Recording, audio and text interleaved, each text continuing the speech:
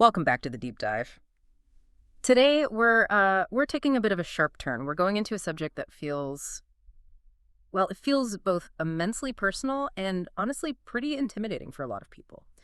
We are talking about financial freedom, hmm but we're not just talking about abstract goals or, dusty old spreadsheets.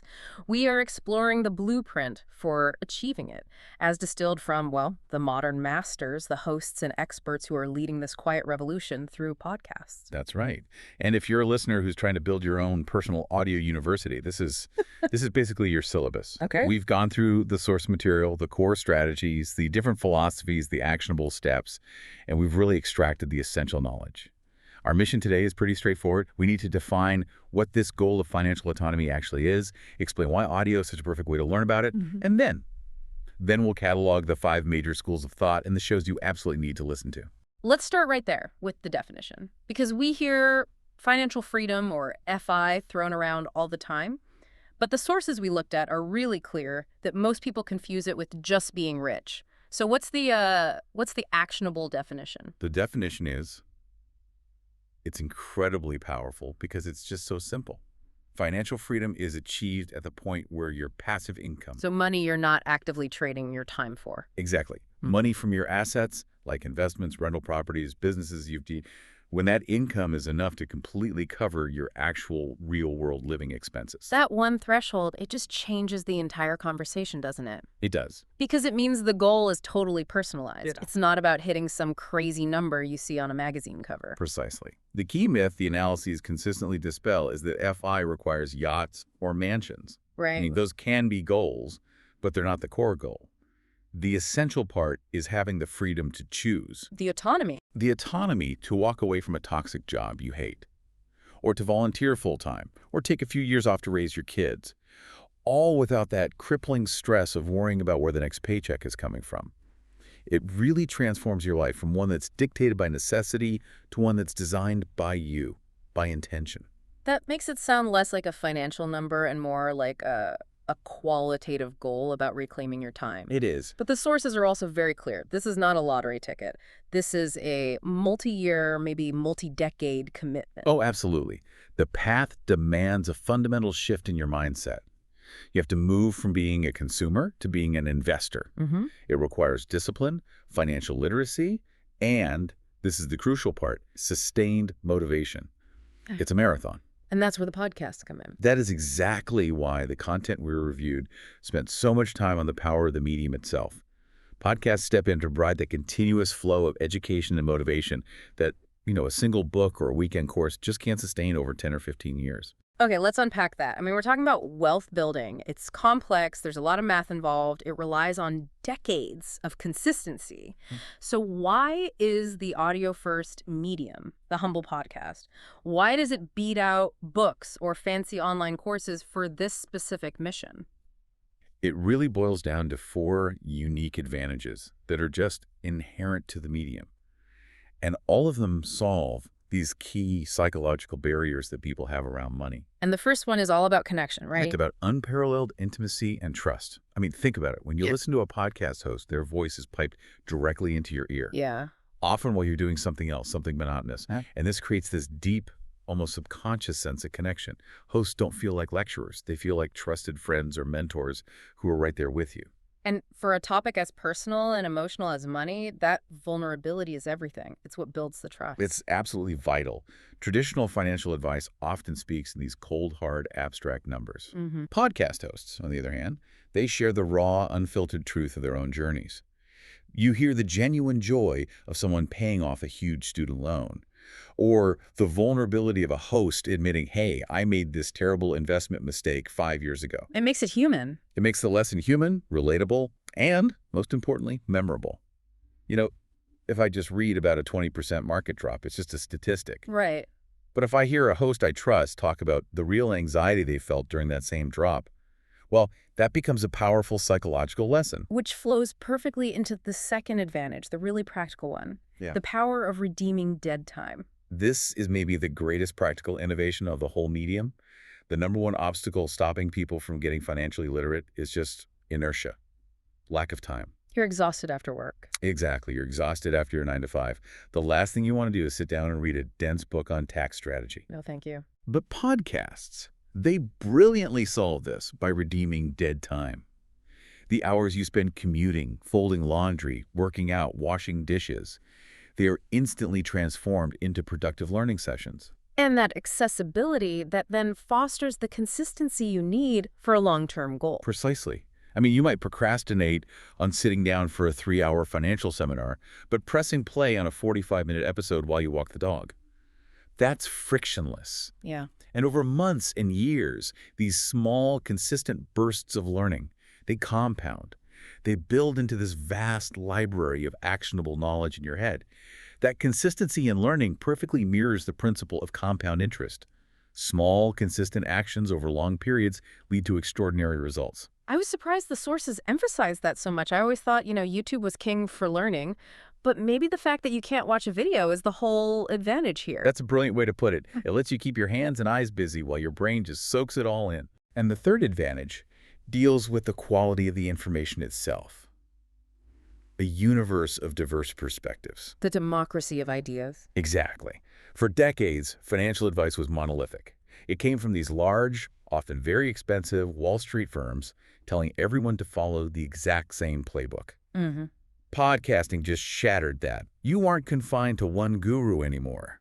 You can listen to the aggressive real estate investor preaching leverage on Monday, the ultra-frugal early retiree talking minimalism on Tuesday, and the index fund purist on Wednesday. And that forces you, the listener, to actually think for yourself. It forces you to challenge your own assumptions and, crucially, to customize a strategy that fits your personality and your goals instead of trying to cram yourself into some generic template. So you're not just learning one way to get wealthy, but all these different philosophies for building freedom. Right. And finally, there's the nuance of conversation. Okay. Money isn't just arithmetic. It's deeply psychological. It's about managing risk, and it reflects your core values. A textbook really struggles to capture that. But a conversation can. A conversation excels at it. The back and forth between hosts, the interviews. Yeah. You hear them clarify complex topics. You hear the spontaneous aha moments that only happen in a real discussion. Okay, give me a technical example. Something like a 1031 exchange. That sounds like pure tax jargon. How does a podcast make that accessible? Great example. So a conversational format lets a host introduce the term a 1031 exchange and then immediately simplify it with an analogy. Right. They can explain, for instance, that it's basically an IRS rule that lets a real estate investor swap one investment property for another of equal or greater value without having to pay capital gains tax on it right away. So you defer the tax. You defer the taxes. And that immediate informal explanation, maybe coupled with a story about a guest who just did one, it just removes all the intimidation. Yeah. Similarly, something like tax loss harvesting, which sounds incredibly complex, Yeah. can be explained as simply selling an investment at a loss to cancel out gains you made somewhere else, and then immediately buying a similar but not identical investment to stay in the market. You absorb the concept through story, not through a dry definition. That's a fantastic spectrum. It shows you really can't listen to a FIRE show and a lifestyle design show the same way. Now that we understand the value of the medium, here's where it gets really interesting. Since financial freedom is clearly not one size fits all, the sources break down the different philosophies. We need a framework to help the listener identify which school of thought aligns with their personality, their risk tolerance, and, their current income level. We absolutely do. And the material outlines 5 major distinct philosophies that pretty much dominate the financial independence landscape. Let's start with the loudest and probably the most aggressive one, the FIRE movement. Financial independence, retire early. Right. So FIRE is less a financial strategy and more of a lifestyle movement defined by maximal efficiency. The core idea is aggressive optimization, aggressive saving, and aggressive investing. We're talking savings rates of 50%, 60%, sometimes even 70% of your income. The whole goal is to drastically compress your working timeline, taking a 40-year career and squishing it down to 10 or 15 years. And this whole movement is famous for its almost non-negotiable mathematical rule. It's entirely guided by what's known as the 4% rule or the 25x rule. Okay, what's that? The math is simple. You figure out your desired annual expenses in retirement, multiply that number by 25, And that's your target portfolio size, your FI number. And the 4% part. The 4% rule, which is based on historical market data, suggests you can then safely withdraw 4% of that portfolio every year, adjust it for inflation, and have a very, very high probability of never running out of money. But the sources also warn that saving that aggressively can lead to burnout, right? Or, you get to retirement and you don't actually know how to spend money. That is the big psychological risk. And that's precisely why the FIRE community kind of split itself into different camps. It's a response to that pressure. Okay, you have lean fire, which is for the true minimalist. They need a smaller portfolio, maybe $500,000, because they're willing to live on a very tight budget. Right. Then on the other end, you have fat fire, which requires a much larger portfolio, 3 million, 5 million or more, to support a luxurious lifestyle in early retirement. That's the low-stress option, but obviously it takes a lot longer to get there. And my personal favorite, which seems like a great compromise, barista fire. Barista fire is brilliant. It acknowledges that a lot of people don't retire early because they hate all work. They just hate the stress of corporate work. Or the health insurance problem. Or the massive health insurance problem. So under barista fire, you have enough passive income to cover most of your basic living costs, but you still work a low-stress, part-time job like being a barista to cover fun money or, crucially, to get access to health benefits. So who is FIRE really for, then? It's primarily for high-income earners who can save a lot without feeling deprived, dedicated minimalists, and anyone willing to make some pretty significant short-term sacrifices for that long-term freedom. Okay, so moving away from optimizing a salary to actually creating the salary, we have the entrepreneurial path. The sources call it the builder. Right. This philosophy fundamentally rejects the scarcity mindset that can sometimes creep into high savings rate plans. They argue that your time is better spent increasing your numerator, your income, rather than obsessively cutting your denominator, your expenses. So it's about abundance, not restriction. Exactly. The focus is entirely on building scalable income streams and businesses. Things like software as a service, e-commerce, content creation. So for the builder, financial freedom is more of a byproduct of building something successful. Precisely. It's a byproduct of creating massive value for the world. They see a traditional 9-to-5 as a barrier to wealth because it caps their earning potential and it eats up all their creative energy. So this path is for the innovator, the risk taker. Yes. Someone who thrives on active control and, frankly, a bit of volatility. They're focused on marketing, sales funnels, scaling up, and eventually maybe an exit strategy. Then we shift to assets that are tangible, that you can touch. The real estate route, the landlord, this feels like the oldest path to wealth there is. It really is. And real estate is so attractive because it's built on 4 core pillars. Cash flow from rent, appreciation over time, paying down your debt with your tenant's money, and some very significant tax advantages. You're right. It all centers on acquiring cash-flowing properties, whether they're residential or commercial, to generate that passive rental income.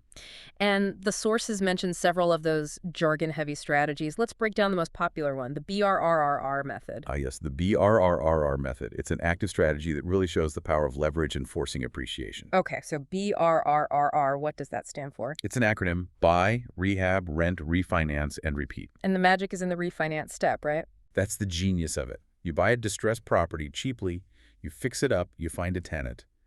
Now, because you've significantly increased the property's value through the rehab, you can go back to the bank and refinance the property at its new higher value. And pull your initial cash back out. Often all of it, tax-free. So now you still have the appreciating asset, you have the cash flow, but you have your initial capital back to go and repeat the process on another property. So you're recycling the same pot of money over and over. You're recycling your capital to scale your portfolio. The sources also mention house hacking. Right, buying a duplex or a triplex. Exactly. You buy a multi-unit property, live in one unit, and rent out the others. The goal is for their rent to cover most or even all of your mortgage. It's often the recommended entry point for people with low starting capital because it just slashes your personal housing costs. Okay. Next up is the one that seems the most accessible and, frankly, the least stressful, the slow and steady investor or the accumulator. This is the complete antithesis of the aggressive FIRE or entrepreneurial paths. It requires consistency and patience, but not extreme frugality or high-risk business ventures. It's the Boglehead philosophy. Often associated with the Boglehead movement, yes. The idea is elegantly simple. Live below your means, comfortably and consistently invest the difference into low-cost, diversified index funds. And what's a core mantra of this approach? Why does it appeal to so many people? The mantra is time in the market beats timing the market. Hmm. This strategy relies almost entirely on the power of compounding interest and the long-term verifiable growth of the global economy. And it appeals to people because it removes decision fatigue. You don't have to pick You don't stocks. have to pick stocks, you don't have to manage tenants, you don't have to work 80 hours a week on a startup. You just set up your automatic contributions, diversify, and wait. It's for anyone who values simplicity and psychological ease. And finally, the philosophy that sort of flips the whole idea on its head. The lifestyle designer, the architect. This is a really profound conceptual shift, championed by people like Tim Ferriss and Ramit Sethi. It challenges the very premise of retirement. It asks, what if the goal isn't to stop working, but to meticulously design a life you love so much you don't want to retire from it? So it rejects the decades of grinding frugality that you sometimes see with FIRE? It does. The focus isn't on maximizing your savings rate, it's on maximizing your value-based spending. Okay, what does that mean? It means you automate your savings and investments ruthlessly, and you cut costs mercilessly on things you just don't care about, like cable TV or fast fashion. But then you spend extravagantly, guilt-free, on the things that bring you deep joy. So travel, amazing food, hobbies. Whatever it is for you, it's about using money as a tool to craft your ideal life now, not in 30 years. It prioritizes automation, negotiation to increase your income, and building side hustles to fund specific desirable life experiences. That's a fantastic spectrum. Okay, now that we have the philosophical framework, we can move from the theoretical to the actionable. We're transitioning into what we're calling the ultimate financial freedom podcast canon, the 9 most influential shows that make up this personalized audio university. Right, this is the practical application of everything we just laid out. We'll go through the key hosts and the specific knowledge they provide so you can choose your mentors wisely. Let's start with the heart of the FIRE movement and optimization, Choose A. Choose A, Okay. with Brad Barrett and Jonathan Mendonça, is really the quintessential community hub.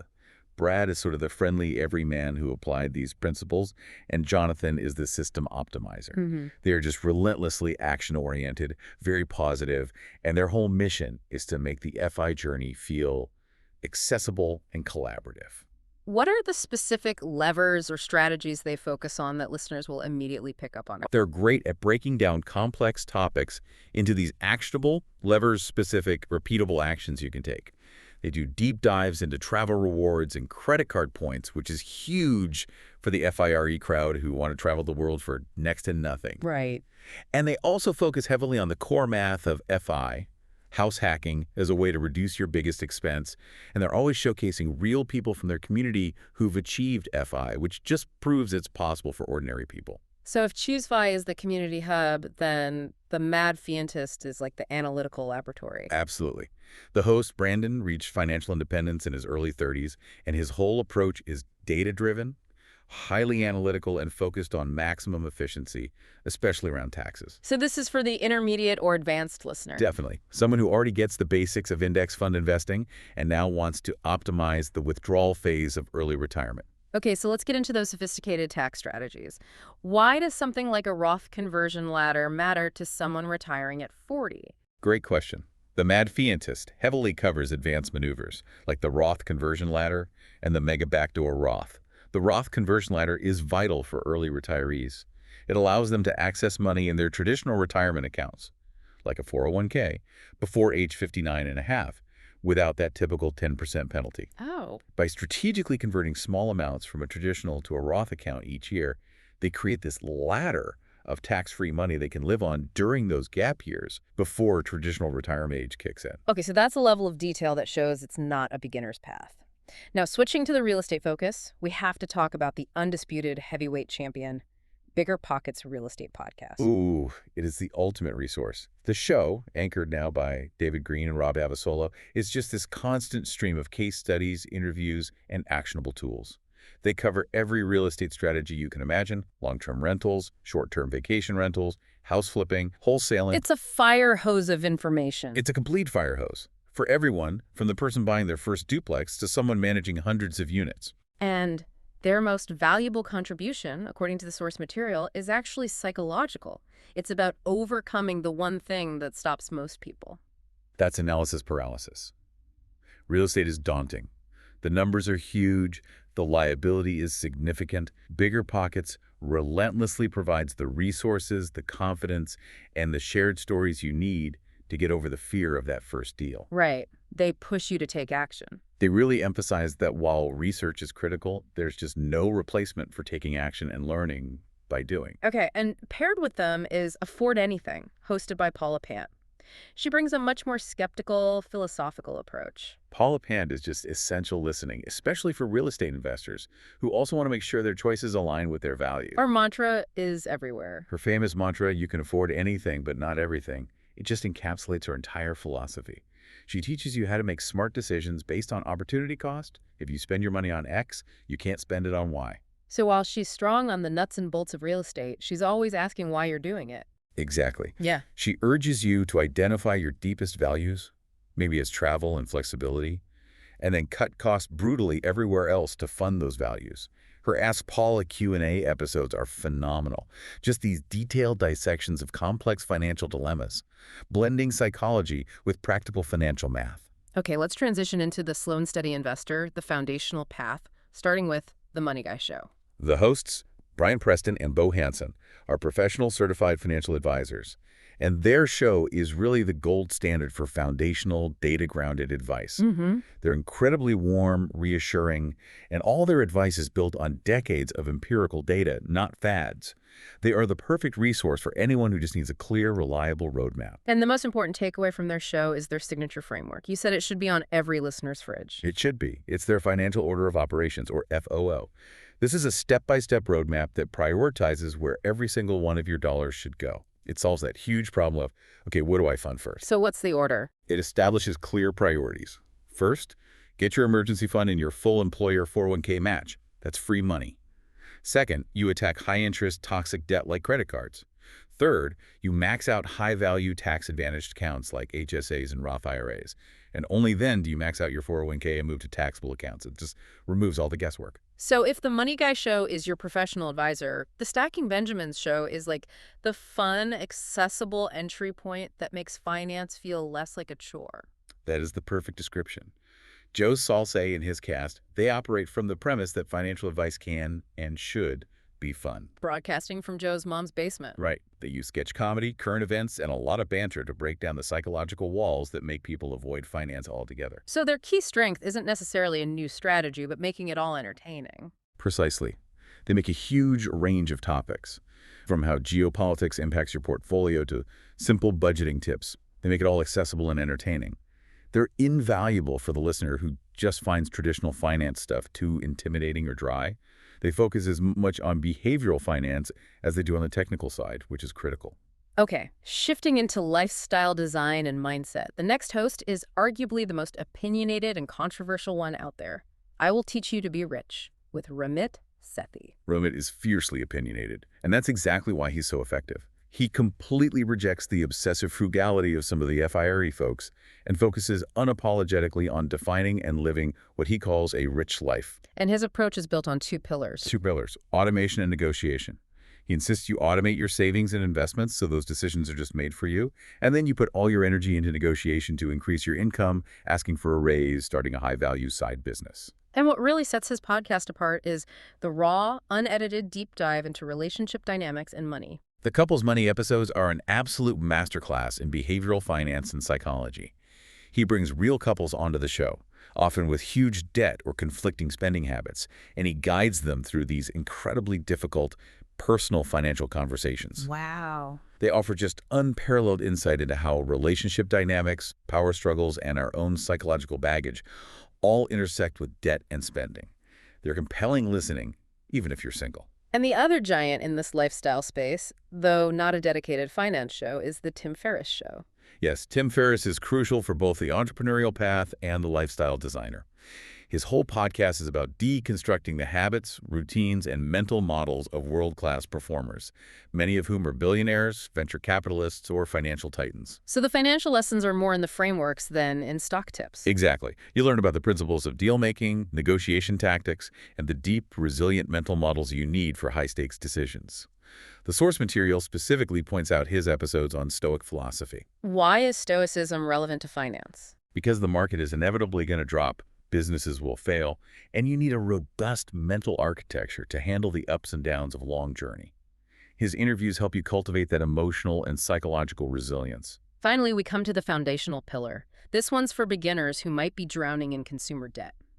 The Ramsey Show with Dave Ramsey. Dave Ramsey really occupies his own unique space. He offers tough love, a fiercely anti-debt stance, and this highly motivational live call-in format. His investment advice can be controversial. It can be. The Bogleheads would definitely debate his preference for mutual funds, but his framework for clearing consumer debt is just undeniably effective for his target audience, for people who are struggling with minimum payments. The methods are rigid, but that rigidity provides the structure some people need. That structure is vital when you feel like you're in financial chaos. The key takeaway is getting out of debt with what he calls gazelle intensity, using his famous systematic 7 baby steps. His process dictates stopping all investing, except for a small emergency fund, until every penny of non-mortgage debt is annihilated. The debt-free screams you hear at the end of every show, they act as this powerful, raw motivation for listeners who feel hopeless. If you're starting from a negative net worth, this is the pill that can reset your entire financial life. That is an incredible audio curriculum. I mean, we've covered the whole spectrum, from aggressive tax hacking to slow and steady index funds to motivational debt payoff. But as our sources heavily emphasize, wealth is built through action, not passive consumption. So what does this all mean? We need to define 4 practical steps for active engagement. Because listening to hundreds of hours of podcasts will make you knowledgeable, maybe even a financial genius. But not wealthy. But it won't make you wealthy unless you implement a structure that separates learning time from doing time. Okay, so step 1 is that crucial shift from passive listening to active extraction, the one idea rule. This is a mental commitment you have to make right after an episode ends.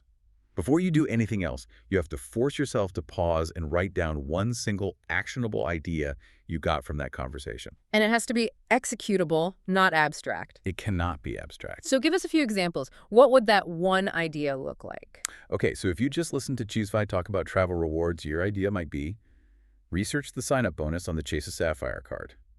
If you listen to the Money Guy show, it could be verify I'm contributing enough to get my full 401k match.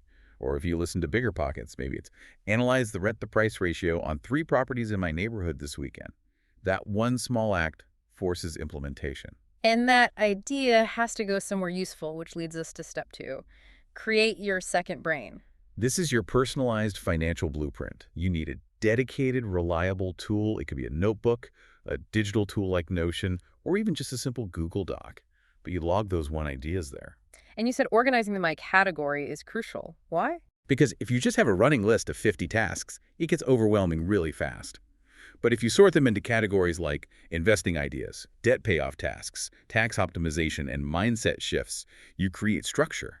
Over time, this second brain becomes a synthesis of the world's best financial knowledge, all filtered through your own personal needs. It's your plan.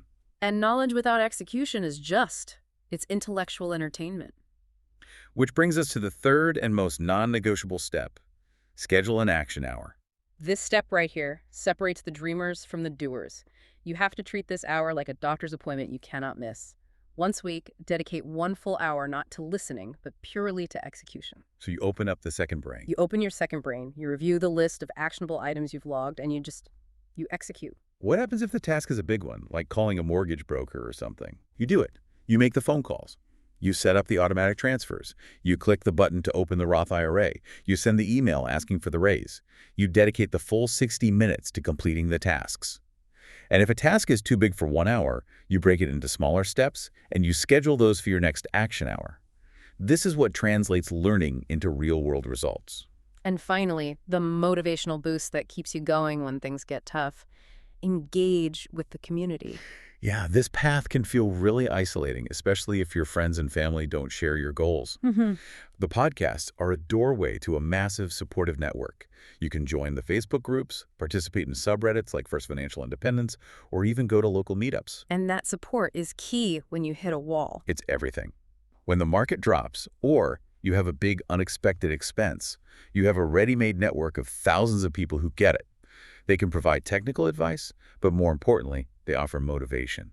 That sense of belonging is an incredibly powerful force for maintaining discipline over the long haul. The signal really is clear in the noise. The journey starts with that decision to just learn and take control. This path to financial freedom, it's really one of profound self-discovery. It forces you to confront your relationship with money, define what you actually value, and envision the life you truly want to live, not just the one you're told you should want. And podcasts have truly democratized this knowledge. Information that was once the exclusive, expensive domain of the wealthy is now available to anyone with a smartphone.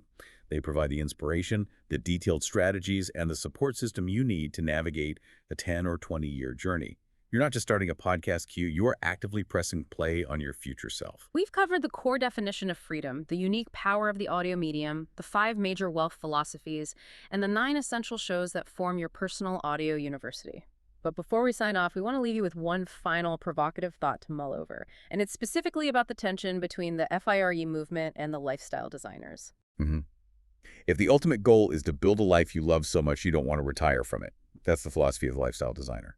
Does knowing and strictly adhering to the exact dollar figure required for traditional retirement, based on that rigid 25X rule, does that risk limiting your imagination of what your rich life could actually be? Think about which comes first for you, the mathematical number you need to hit, or the conscious, deliberate design of the ideal life you desire. Does focusing too hard on the 4% rule prevent you from spending money on experiences that define that rich life now?